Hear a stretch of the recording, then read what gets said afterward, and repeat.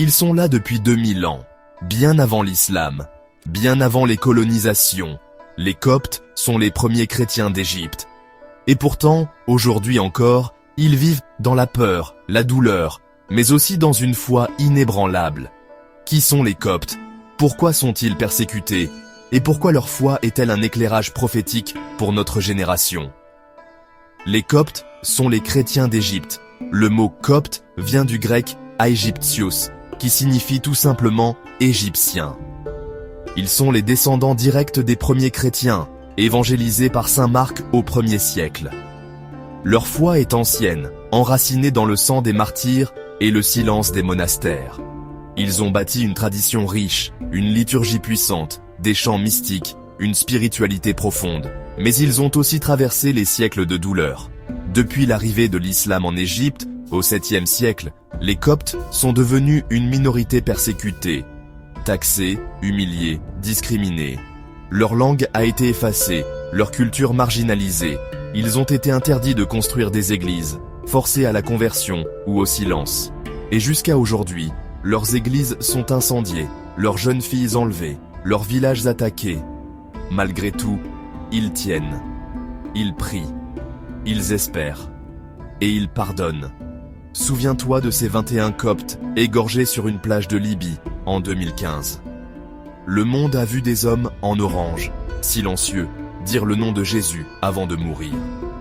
Certains, dans leurs derniers instants, ont crié en arabe « Ya Rab Yassou » Ô Seigneur Jésus, « Ya Yassou al-Massa » Ô Jésus le Messie.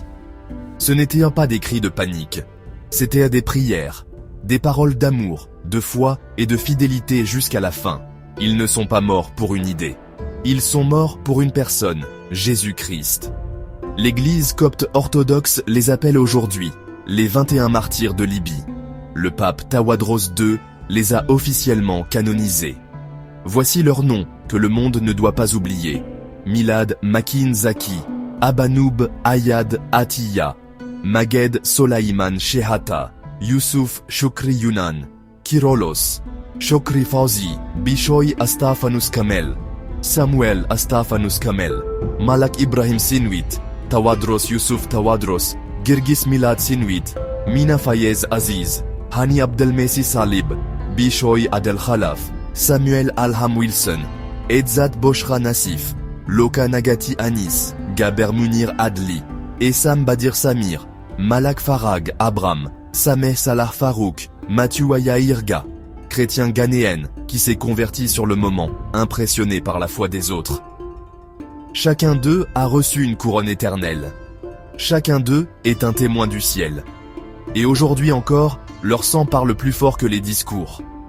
La foi des Coptes n'est pas seulement une foi ancienne. C'est une foi prophétique. Elle annonce quelque chose. Elle nous rappelle ce que signifie être disciple. Dans un monde où la foi devient tiède, les Coptes vivent une foi de feu. Ils n'ont pas la sécurité, mais ils ont la certitude. Ils n'ont pas la paix du monde, mais ils ont la paix du Christ. Chaque église brûlée devient un témoignage vivant. Chaque martyr devient une semence.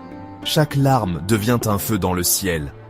Nous, chrétiens d'Occident, avons la liberté, mais parfois plus la passion. Eux n'ont plus la liberté, mais ils gardent la flamme. Leur message nous interpelle. Tu dis que tu crois, mais que serais-tu prêt à perdre pour Jésus?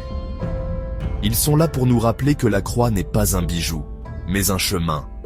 Que le christianisme n'est pas une culture, mais une vie. Et que même si le monde les efface, Dieu les voit. Et leur témoignage brille. Prie pour les Coptes. Prie pour l'Église persécutée.